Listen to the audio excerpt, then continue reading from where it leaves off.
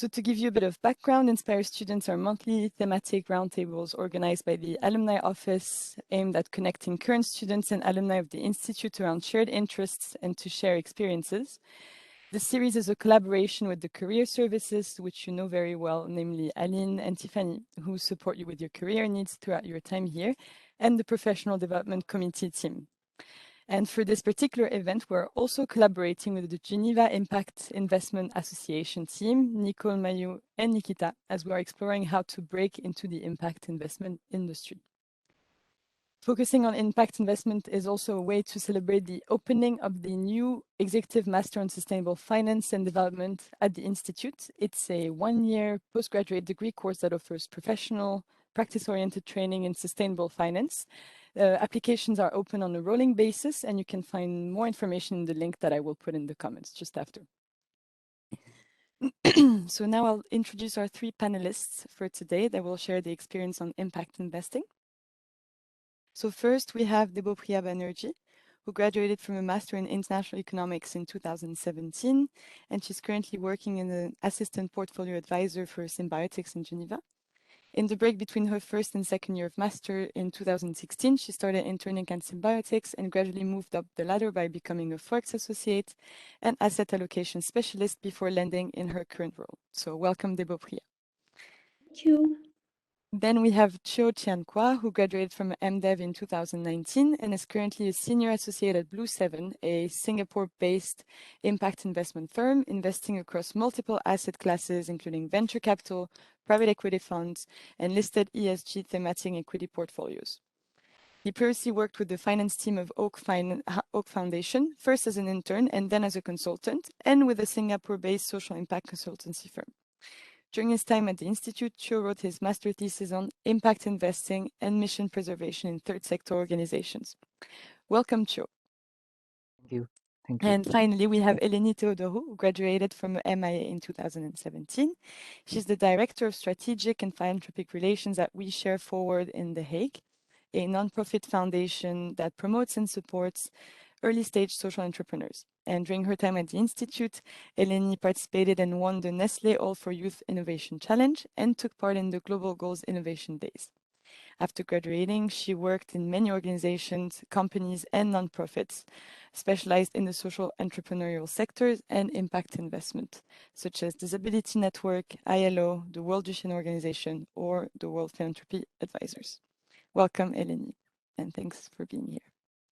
So I'll now give the floor to Aline for the first round of general questions to our panelists, and then Mayu from the Geneva Impact Investment Association will take over, and before the Q&A session will be handled by Karin. Good morning and good afternoon, everyone. So my first question, Lucille, I don't know if you can share the slide. It's to all the panelists. And basically what we would like to know is, where do you place yourself on this spectrum of sustainable finance? I don't know if Debopriya would like to start. Sure, I can start. So the domain of our work is impact investing. So I would probably be right at that intersection between investing for impact and with impact.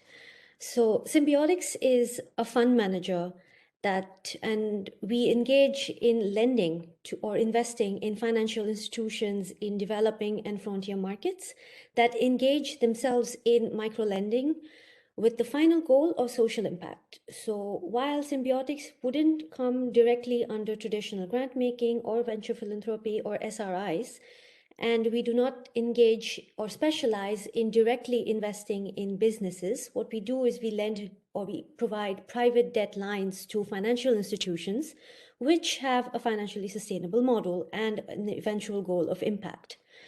So we would be like right in that third box according to this chart.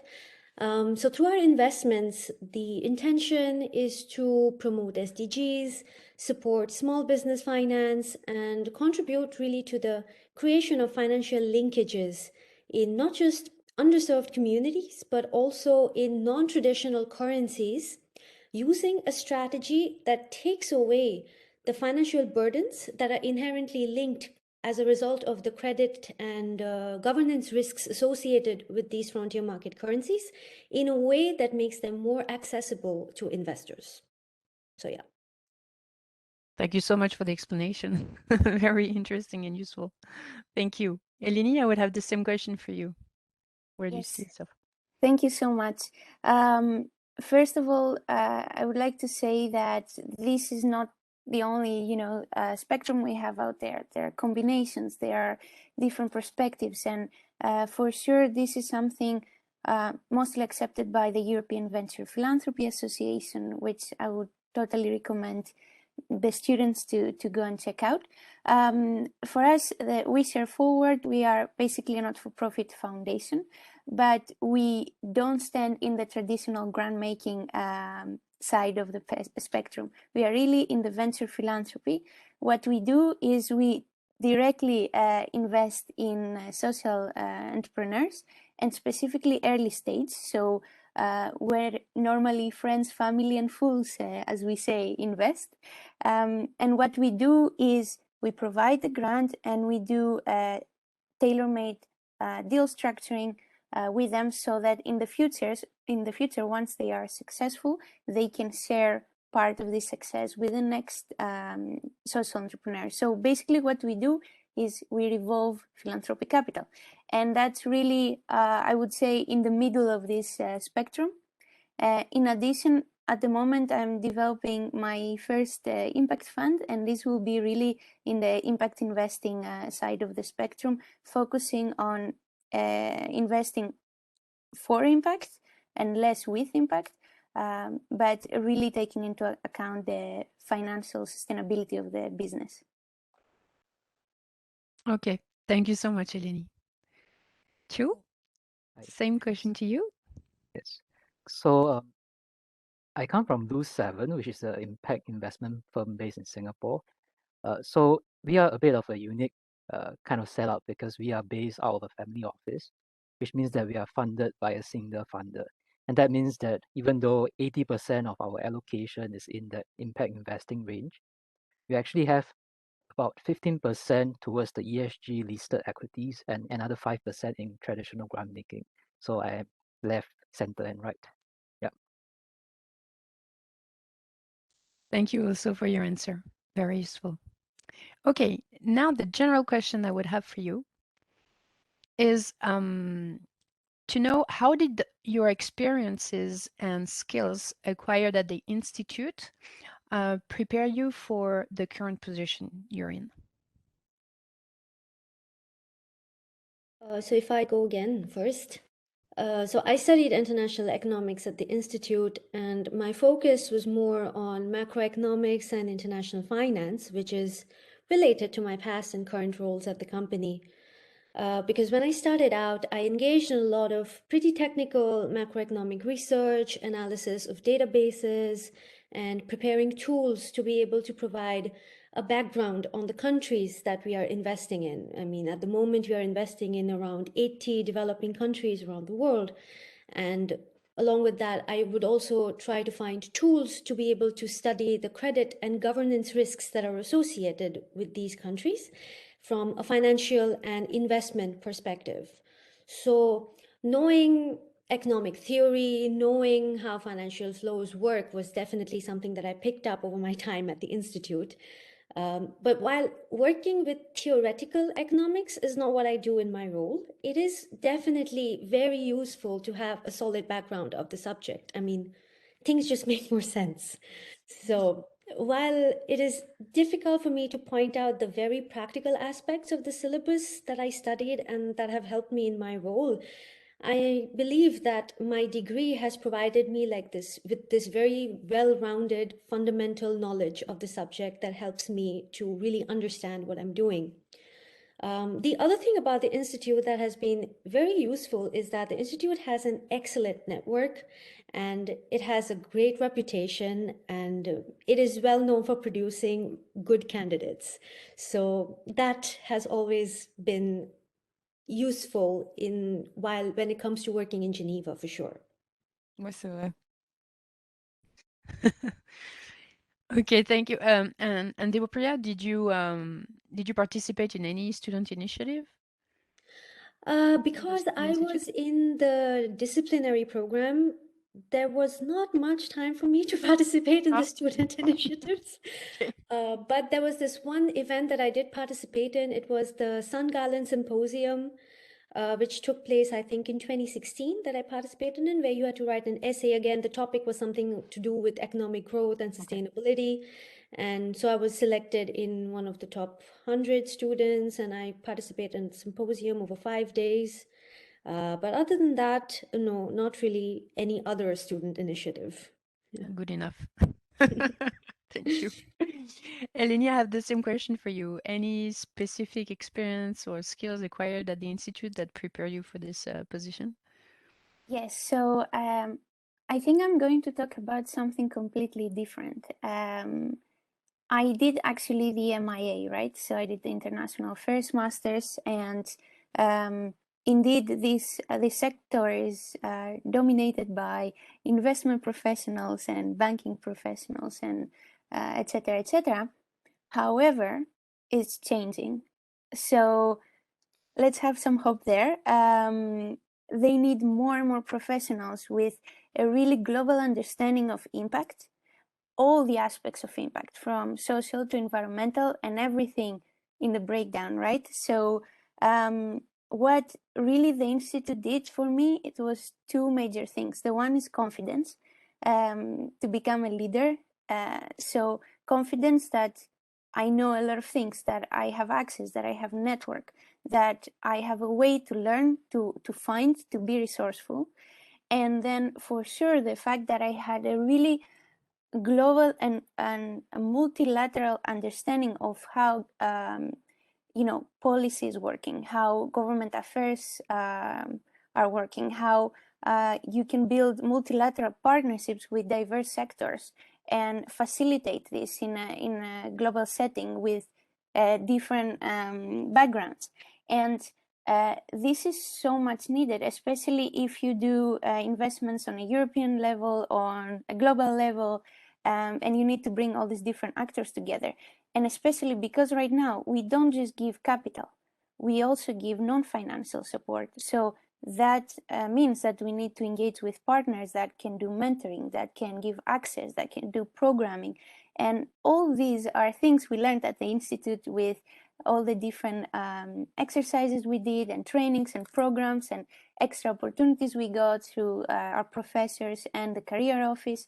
So for sure, the Institute helped us become global professionals with confidence and a good background, so that we can deal with any problem we have at the workspace. Wow, thank you so much for this inspirational feedback. Thank you so much. I really appreciate that you got that type of experience as well. Thank you so much, Eleni. To you, same question. Any specific experience or skills acquired at the Institute that is helping you today? So I think the course is definitely very helpful. I just summarize it to 3 points. I think first is really the exposure and the internationalized view. Being seated in Geneva, I think that was something that really changed my perspective on many different things. And I think having that flexibility to the course which you can choose from, I think that really gives you exposure to the topics that you are interested in. So for example, I was sitting into some education classes, healthcare classes, and those classes happen to be the same sectors as my current firm is actually working on. So these are definitely very helpful. The other part is, of course, the network. So just earlier today, I was speaking to someone from another health foundation based in the US, and that person also used to be an alumni of the Graduate Institute. Yeah. So that shows how wide the network is. Yeah. So I would say that it's really about the critical thinking, it's about the flexibility, and it's also about the network. Yeah. So it seems like the network has been important as well. Thank you so much for everything. I leave the floor to Mayu. Thank you, Aline. You're welcome. Before I move on to specific questions, I would like to briefly announce that the application for the new Executive Master on Sustainable Finance and Development at the Graduate Institute is now open. So it is a one-year postgraduate degree course that offers professional, practice-oriented training in sustainable finance, and more information can be found in the link in the comments section. So if you're interested, please go have a look. Okay, now moving on to specific questions.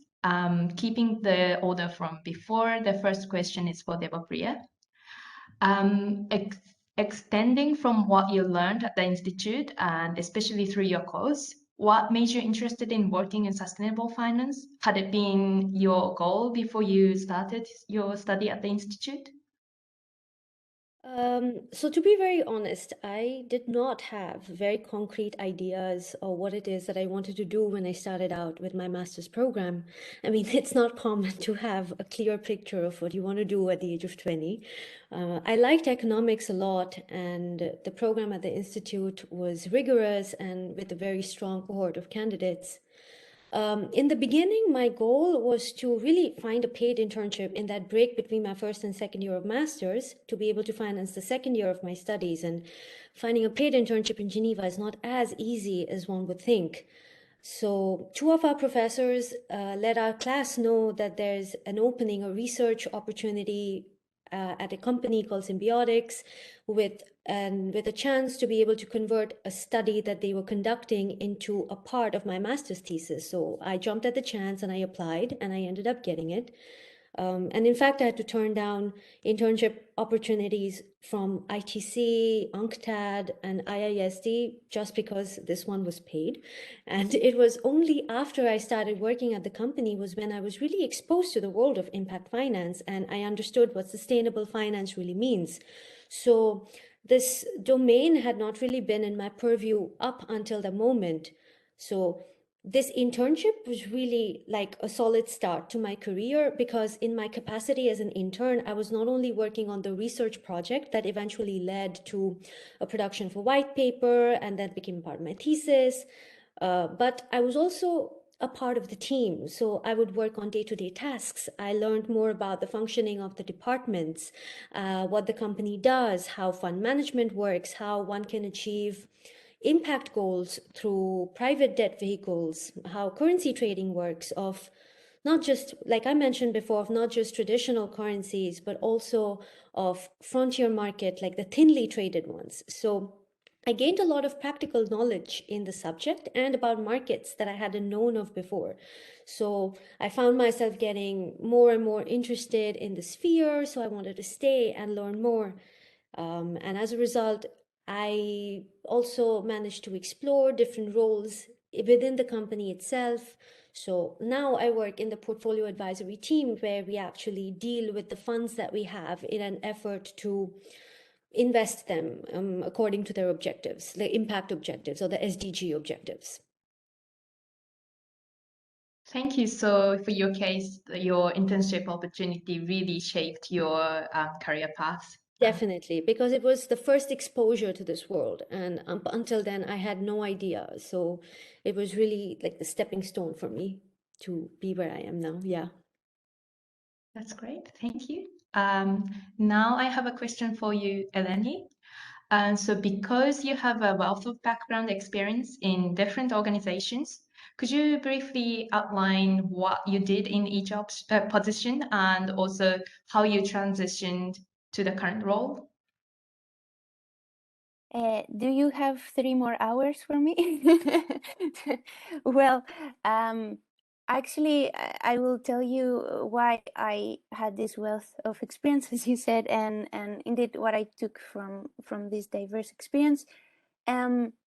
First of all, I think if you want to become a professional that can really create change, you need to have a diversity of experiences. You need to work for an agency, you need to work for an NGO, you need to work for a multinational company, and also be part of a grassroots organization, or work on different positions in different organizations. So it was a strategic decision for me to work for the UN on the ground, but also in Geneva, work in Brussels for Nestlé, work in different organizations where I help them diversify their funding streams, and always under the umbrella of building partnerships and transferring value and capital between sectors. So I had a real interest on, okay, how can I take, you know, a corporate value chain and use it for humanitarian aid? How can I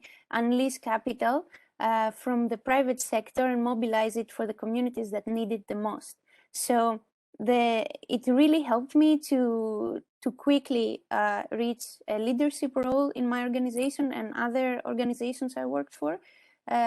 Sometimes I'm thinking very early, but you know, that's how you learn. And really to understand the same topic, the same impact thematic from a different sector and different perspectives. I would totally recommend for the students to try a lot of different things and understand you know, what fits them the most. But why I did that and how I ended up in the venture philanthropy and impact investing sector is because, you know, working for all these different organizations, I always saw that, you know, the funding ecosystem needs more professionals like us, professionals that understand impact, that can really bring the global perspective in impact, and it's not just a checklist.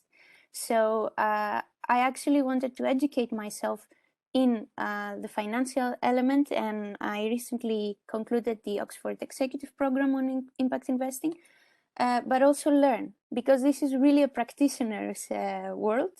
So, you know, just try, get in the sector, learn, read, go to events, and slowly you'll build a network.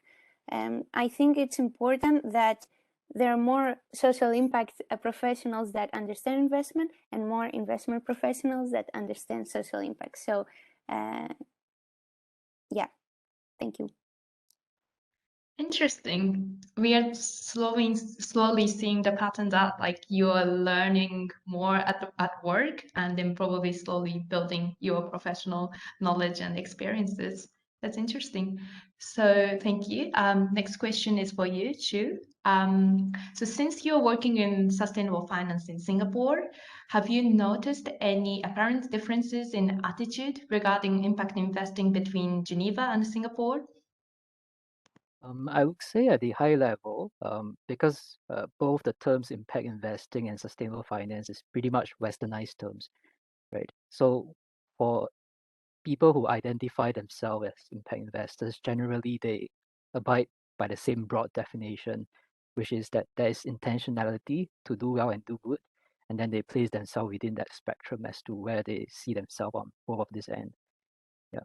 So from this perspective, I think each investor then have to decide whether there is a minimum requirement on the impact outcomes or the financial returns. So from this end, I would say that the broad difference is that in the Asian context, you may not be able to get the same number of high quality investment ready companies that traditionally the investors are a bit more used to. So that means that in the Asian context, usually the investors have to be a bit more flexible as to where they want to place themselves in this spectrum, and probably have to enlarge their scope a bit more than what the European or US firms have to do. And that's simply because if you narrow down it to too much within this scope, then you are not going to get any investable companies. So that is basically the main difference. Yeah. And from the general public point of view, I would say that in internationalized financial hubs like Singapore, Hong Kong, pretty much the terms sustainable finance, impact investing, they're all pretty much well understood. I would say that in emerging Southeast Asia, for example, there's still a very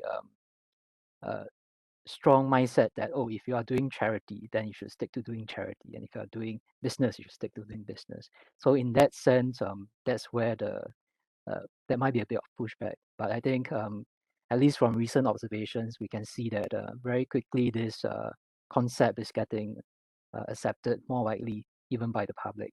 Yeah. Nice, thank you. So as we are international community, I'm pretty sure there are people who's probably wanting to work in their back in their home or somewhere not outside of Geneva. So it is always interesting to know the perspectives outside. Thank you. Now coming back to the career, as a non-EU citizen, how did you go through the process to get a full-time contract outside of international organizations? So I cannot lie, it is difficult. It is not easy to get a private sector job in Switzerland being a non-EU citizen. Being an intern at the company while having the status of a student at the institute definitely helped me because one of the institute's network, like we discussed before, the CEO of the company himself graduated from the Graduate Institute. And second is already having had experience at the company really helped. So I was an intern there for 6 months, after which I was taken on as an associate while I was still a student. So having two different kinds of experiences while still having the status of student definitely helped ease the process of applying for the permit, because this process takes a long time. There is a lot of paperwork involved. I received a lot of support from my then supervisor and the HR team at the company. And there's a lot of paperwork, and it took me around 9 months to actually receive the work permit. And in the meantime, I had already graduated, so I was working on this permit L extension that you get after having a permit, the student permit B. And according to that, there are limitations that you can only work up to like 15 or 20 hours. I don't know, I don't remember, it was a long time ago. 15 or 20 hours a week. So yes, it is not easy, but that is not to say that it is impossible. It is definitely possible, but I guess having an internship first really helps, because that way you kind of already have like your foot in the door, and the employers or the prospective employers have already seen your skills, or they have seen how good you are or how valuable you are to the organization, and then they can commit to going through the process of applying for the permit. But I am not sure, but as far as I know, I have a feeling that the process is getting easier, because the last time I checked the news, so they have a quota of the number of candidates to whom they provide the work permits to annually all over the country. And as per the last information that I have, the number was increased. So that definitely makes it a bit easier for non-Swiss candidates to get a job in the private sector in Switzerland. So yes. Mm-hmm. Thank you for the practical insight. That's really encouraging to myself as well, and I'm sure to a lot of our audience. So now the second question for Eleni. What would you say is the most challenging aspect of social entrepreneurship and impact investment? Do you mean as a sector or for me personally? Because As the time allows, I would love to hear both. okay. First of all, social entrepreneurship is really developing, and I'm amazed by the hubs that are being created right now around the world. So I would say social entrepreneurship is in a better position than it used to be some years ago. For sure, the fact that, a lot of the times what I see is that these social entrepreneurs don't know that they are social entrepreneurs. So their business plan is completely focused on impact, and they always seek capital from a bank or a loan or a VC. Whereas there is a wealth of, impact investors with different instruments that can help them and really, adjust and be more flexible so that they can achieve the maximum impact they can with these resources. So for sure, I see that a lot of them are struggling with that. In impact investing and both social entrepreneurship right now, one of the biggest, not challenges, but really things we need to tackle is impact measurement and management.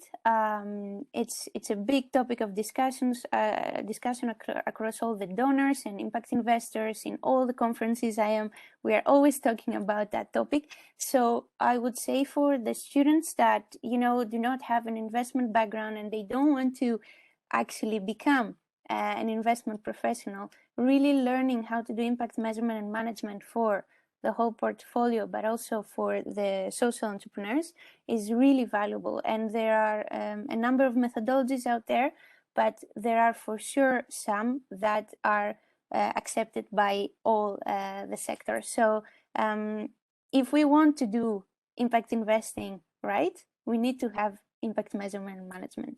So that's something we are all looking into. And at the moment, there is a big effort to, you know, coordinate practices across the venture philanthropy and impact investing sector. Thank you very much. Very interesting comments. And the last but not least, too, to what extent did conducting your thesis research on impact investing help you get more job or internship opportunities in that field? And could you maybe tell us a bit about motivation for choosing this topic? Sure. Yep. I chose this topic, which is on a landscape of impact investment, is really as a way to crystallize my own thoughts in the sector, and to explore at a high level what are these underlying tensions between impact and investment. Right. So it was a natural continuation of I think 3 different related projects which I did in the past, and so to me it's just something that was quite natural. So I would say that it is part of the interest in the sector, in the sense that this is just one of the many things that I tried to do to explore and to get clarity on what I'm most interested in within the sector. So other than this research project, I also did a couple of other research projects, and then at the second year, I also cleared my CFA level 1. So that was also to gauge how interested in finance I am myself. So I would say that it's really the kind of message and the kind of communication that you want to send to potential employers, that when you say that you're interested in a topic, what have you done to actually pursue this further? And to be honest, as a young person, employers wouldn't be necessarily too concerned about what existing skills you have as opposed to your potential, right? And there are multiple ways to show this potential. And one of the ways is to show that you are passionate about the topic. The other way is that even if you unfortunately don't get any internships, you could always read up on the topics, do different things, you know, really build up your different skill sets and get exposed to different areas. So when the employers come to you and say, why are you interested in joining my job, right, my position, then you actually have a story that's consistent with what you have done. Yeah. So don't be too discouraged if you don't get the ideal internship. Try to do something that is consistent with your personal development. But for you to do that, for the students to do that, I think it must be first clear about what is it that they want to move towards too, and at least the general direction of their interest. Yeah. Thank you very much. On this note, I would like to finish this specific questions, and now we are moving on to Q&A. So to you, Karine. Thank you, Mayu. So thanks to all of you for being online, and especially for your different answers. I don't know if maybe Chu or or maybe Debo, you want to talk about what Eleni said about measurement and then improving the different things. Maybe you have a word to say on that before we move to the questions. No, I definitely agree with what Eleni said, that impact measurement is more of a challenge today than actual impact investing, because it is easy to conceptualize the idea of impact and what you want to do. But at the end of the day, we should also have somewhat of a tangible answer as to whether the direction in which we are going actually leads to something concrete out of it. So so impact measurement continues to remain a challenge because especially when it comes to fund management, because funds, they have very quantitative goals or objectives that they'd like to achieve impact wise. So so it is important to have the metrics that you'd like to target through impact investing. So yeah, I mean, so I do agree with her, really. Yes. So it is very important to that we streamline the different methodologies that are out there and arrive at like a consensus with what we really mean by impact investing. And I will add that in my case, because my company has a discretionary mandate because it's funded internally and not externally, so we don't actually have to report externally. Even so, impact measurement is very important for us because we ask that as part of our due diligence questions. So the kind of answers that we get actually reflects how the management thinks about the topic. So that is the one key indicator that we need to understand for the company. And then moving forward, after you invest, did they deliver what they promised to do? I think that is another important thing. This impact metrics comes into handy. Yeah. So from this perspective, I think not to see it as a standalone, but really as part of the overall message and the picture that the company is trying to put out versus its own performance. Yeah. Thank you. So the first question is from Signe. First of all, she thanks you all for being here today.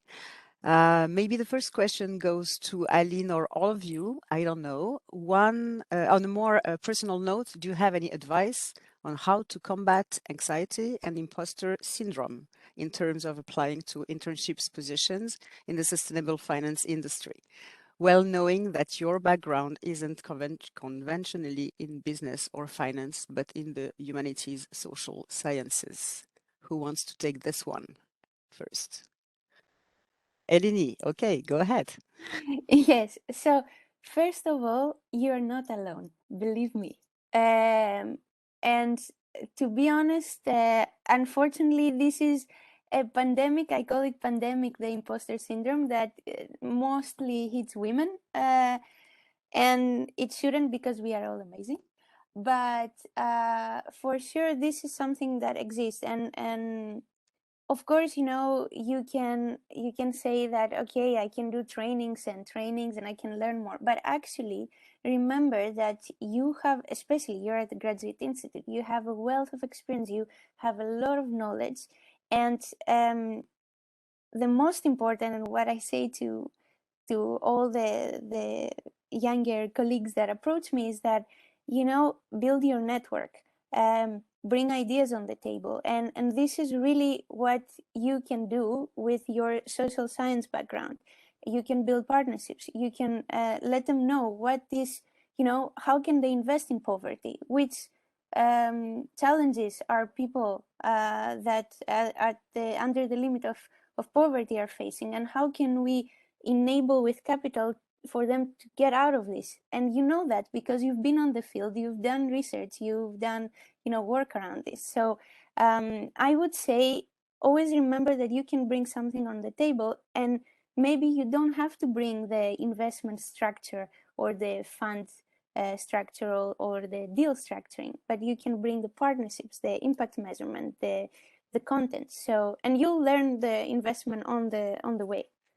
So yeah, apply, don't worry. Yeah, excellent. Aline, you want to add something? Yes, I just want to reassure all the students that in my counseling sessions, the imposter syndrome is across all master degrees, all PhDs, so it's not only in that specific field. So please be assured, every time the student wants to study more, do another master, and the thing is, yeah, it's all about confidence actually, and it's not about getting another master. So my recommendation is just, as was saying Chu, is be consistent. And so, and if you want to become credible in that field, you just, yes, learn more about it, take more courses, or pick your courses at the institute that will be a stepping stone, you know, give you some background knowledge, or at least a foundation in that field. Join a student initiative. If there is no specific student initiative, well, that you like, I'm talking about all the masters, of course, do volunteer if you can, even if it's 5 hours per week or 2, because what the employer will see on your CV is consistency and will show your passion and your interest in that field. So, and I repeat what Eleni said, I mean, you're all amazing students. So I'm not worried about any one of you. And then you will become all incredible and awesome alumni. So that's why we are here today. So thank you for that. Chu or Debopriya, would you like to add something on that? I mean, imposter syndrome is something that I still suffer to this day. I mean, I have been working for a while now, and I still get waves of that feeling of not being adequate enough, or not knowing whether I like, or thinking that whether this is really something that I want to do. Is there something else that I want to do? Am I enough? La la la. So it's difficult to navigate your way through these murky waters, but it is important to remember that we are harder on ourselves than other people are. So we don't really see, so we tend to like focus on our flaws more than the aspects that we are actually good at, while there are other people who are only seeing the things that we are good at. So it is difficult, but it is important to remember that we were all students, and we have to do a degree, and the focus or the goal is to get a job out of it. And as long as you have the important things down, like the content that you studied down, an interest, whether it is specific or broad, down, then you know in which direction you want to go, and it is easy to kind of follow through along that path. I don't know if I'm making much sense right now, but it is not easy to get rid of imposter syndrome, is my final word. But you have to find ways to think around it. Absolutely, it's true. It's true. Chu, would you like to add something on that, or I go further? I just add a word or two. Yeah. This imposter syndrome affects all the genders. So I think the way to really get about it is you got to be, the students have to be clear. Why are you applying for a job? And you have to really think through this thoroughly. And what this means is that when people ask you, well, why are you interested in impact investing, right? You say, okay, I think it's good. It's important to do well and do good. And they ask you a bit more. So why is it important to do well and do good? And I continue to ask you 2 or 3 more questions. You should at least have those answers in place, right? And that shows that you actually prepare ahead of time. So I think the way to get about it is recognize that you are a young person, and the employer recognize that as well. So what they're demanding from you is not that they want a perfect employee. What they demand from you is your energy and your commitment and your passion, which is particularly important in this field, right? The ability to see things differently and to have a critical lens, especially from, say, the internationalized kind of background or the interdisciplinary kind of background also. Yeah, so different people will have different strengths. Understand what your strengths are and play along to that strength. Yeah. Yeah, to agree. Thank you, Chu. Well, even after, you're not perfect, never perfect. No one is perfect. So I have a nice question here from Anya, who would like to ask a question to the Mint alumni here. Did you do any certification in addition to your master to make it easy to compete with purely financial professionals in the job market? Who wants to take this one? Eleni again, go ahead, please. Yes, so for sure I did some additional certifications and courses, not exactly after my studies. So really, as I started working in the impact investing ecosystem, so what I did is the executive program on impact investing at Oxford Said Business School, but also 2 to 3 certifications from the European Venture Philanthropy Association, together with ESADA Business School and the Social Value International. And they were really on fundamentals in impact investing and venture philanthropy, but also impact measurement and management. I would say they're very interesting because, you know, when you do certifications from industry associations, then you really get the perspective of the practitioner, and you can take that into an interview or when you build actually your own business, which is something I would totally recommend. We don't all need to get jobs. We can create amazing opportunities ourselves. Absolutely, and that's why the CEO of Symbiotics is the CEO. It's because he launched his own company a long time ago. Yes, who wants to add something on that? I'll just add a sentence or two again. So when I was writing my master thesis, I was also doing my CFA level 1. So the reason I did that was because I just felt that it was a much more straightforward way of communicating my interest. But of course, that is not necessary if you have other things that would have to the same effect. Yeah. So I think everything is about opportunity cost. If you feel that there's a skills gap in the position that you would like to go to, and if it helps you to communicate your story and narrative, then why not go for some of these certificates? Yeah, and they could be very different certificates depending on what kind of background you come from.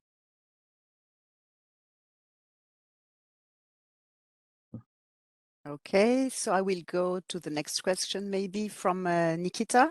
There is one that we can find in several questions. Are there any technical skills a social science student could develop, learn alongside their course to give them an advantage when applying for a job or internships in finance? We had this kind of questions already. Who wants to take this one in terms of skills? What are the specific skills? What would you suggest in terms of skills to be developed? I mean, I'm not from a social sciences background, but I did economics since for my bachelor's, master's, and now work in the field as well. But by skills to work in sustainable finance, you don't really need to have a very hardcore financial knowledge. But what you do need is a basic understanding of how economies work, how currencies move up and down, how a loan is structured, what an interest rate is. So very basic information like this. So probably like an intro to finance course would be enough to have a basic idea of what it entails. And then, like Eleni mentioned before, impact is not just about the finance, it's also about involving many other actors who are involved in the sector. So being in a social sciences background would bring like a cohesive experience from along if there's a skill developed on the financial side as well, like a little bit, then it would be like kind of like a complete candidature, like a complete profile that you would need to work in sustainable finance or impact investing. Thank you. I have a question from Oshin. He is doing a master in international law, and his question is to all of you. Are there any opportunities for legal professionals in impact investment? And also as a legal professional, how can I navigate my way in impact investment? Thank you. Yes, there is definitely opportunities for legal professionals in impact investment. I mean, we are dealing with so many different countries, and it is important to know the laws in those countries when you are providing loans to them. So there are financial laws that have to be adhered to. So there are debt that needs to be structured. So the words have to be written down. It's the legal professionals who do it. So the legal team is very, very important in impact finance. So there's definitely opportunities. Yes. For sure, I completely agree. We always have a legal professional with us when we structure the deals. Indeed, you need to put it all in a contract. You really need to make sure that, you know, the negotiations are properly done. There is a whole compliance element in an impact fund, which it's quite extensive. You have to comply on a number of regulatory guidelines. So I would totally say there are a lot of opportunities there. And in all these cases, you know, of course, you can learn, you can study, you can do courses, but start with an internship and you'll see how the professionals are doing it. You'll learn on the way. And for sure, approach the professionals that you think, okay, I would like to become like her or like him, and say, you know, do you have like 30 minutes for a virtual coffee? And then you'll understand how they develop their career. We learn the best when we learn from people. So yeah, thank you. It's true, Eleni. Thank you. Would you like to add something, Chu? Priya? Well, I'll just add that the impact investing space is so new, and part of that means that there's a lot of new financing structures. And with new financing structures comes new legal kind of agreements. So in every institutional funds that deals with investment, there is a large group of people. They are not directly involved in the investment and analysis. And that means you have your accountants, your fund operators, administrators, your lawyers, your accountants, all this. So it's not just limited to people who are looking at spreadsheets. There are other roles out there.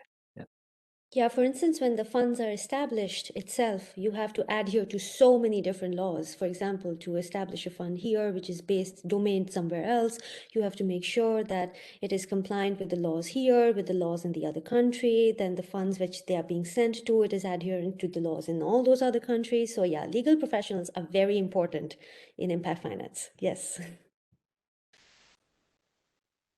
Thank you. I have a great question here from Haina. Her question is directed to all of you. It's about the nature of your work. How dynamic is your work? Do you work mostly in the office, crunching data and numbers, or do you go to the field sites of the businesses that are being invested in, and do you travel to meet different stakeholders? Who wants to take this one first? Eleni? Yes, so totally from my side, because we invest directly into companies, it's very dynamic, because basically there are so many elements, right? You need to build your pipeline, so you need to build the potential list of companies you want to invest in, but you also want to build your donors and investors. And these are two different ecosystems, so you need to be part of events and partnerships and consortia and big,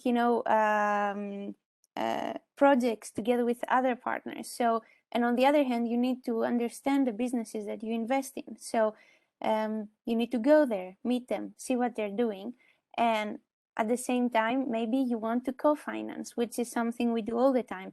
For example, we give a percentage of the capital needed and another donor or impact investor gives the other percentage. So it's all about partnerships and bringing actors together. So I would totally say that is quite a dynamic field of work, and that's why I like it. Thank you. Chu? I come from a different setup in the sense that I'm from a smaller team. So naturally, I have to be involved across the whole process, and that means going out to people to do source events, doing the commercial and financial due diligence, drafting term sheets, looking at legal agreements, and thereafter, following up with the companies. So it's very, very dynamic. And also we do try to do few due diligence when we can. So just right before COVID, we actually went to Myanmar to visit one of the funds and some of their portfolio companies. But of course, unfortunately, well, Myanmar is not in a very good state right now.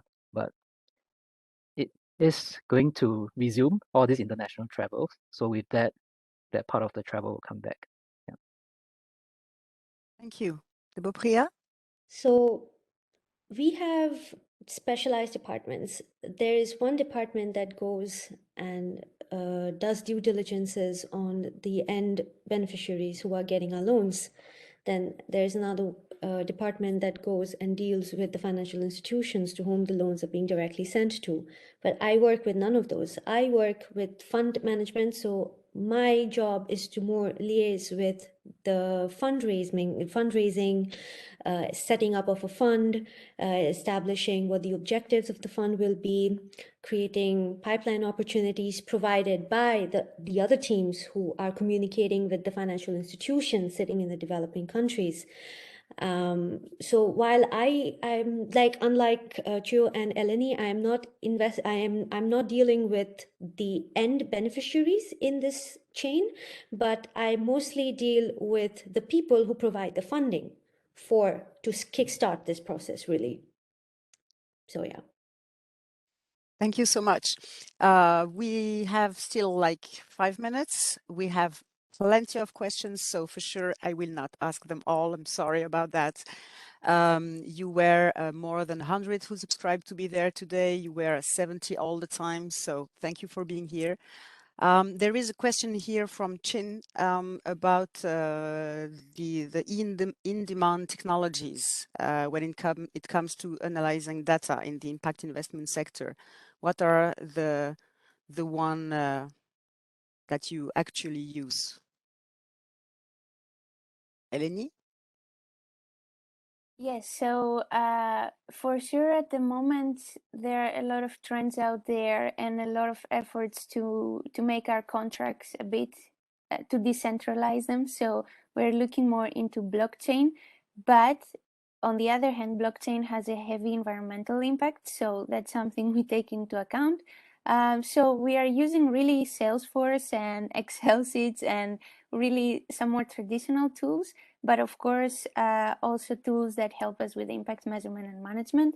I would say there is a huge trend on tech for impact investing, and there are some great resources I can share with the alumni office and share it with you. If you're interested in that ecosystem, I would say that there is quite some research there, but it's very new. I don't know, maybe Debo and Chu, you are using something on a more global scale? No, like you said, we are still very reliant on Excel and VBA for us to analyze impact, really. But yeah, like you said, there is a push to make it more technologically accessible, the results of impact. But as of now, we haven't been able to onboard that kind of development yet. So yes, Excel is our savior for now. On the impact side, most of the standards are still being standardized. So I would say that that one is a bit harder to find. Whereas on the investment side, pretty much we are using the common providers. For example, I know quite a bit of impact investors are using Bloomberg terminals just to get a sense of the valuation range within particular sectors. So I would say that probably quite similar to the general investment space. Thank you very much. So would you like to add something as a final word? I will give you the floor. I will give it to Lucille also. Before I leave, just want to tell you that we will have the first ever Alumni Week by the end of March, and then we will have some Inspire students by program of studies. So we won't have any issue regarding CFA and things for economists, etc. So we are looking forward to this. Please stay tuned, and I give the floor back to Lucille. Thank you to all of you for being here today. Thank you. Thank you. Thank you. Yeah, thank you to all of you for accepting to come to our 3 panelists that were wonderful. I learned so much about impact investment today. As a MIN student specializing in environment, this is something that's very new to me, but it was very insightful, and thank you all for being so comprehensive. And well, Karine already did the promoting for our Alumni Week, but I hope to see you all there and as many as possible, because disciplinary masters are often overlooked in those Inspire students, as we've heard. So this is the opportunity for us to highlight our alumni from the disciplinary masters and disciplinary PhDs as well. So I thank you all for attending, and there will be a recording available on YouTube by the end of the week, probably. And the questions that haven't been answered, please send them to us by email and we'll forward them to the panelists, and I'm sure they can answer and get back to you. For sure. Yeah. So thank you so much, and wishing you a very good rest of the day.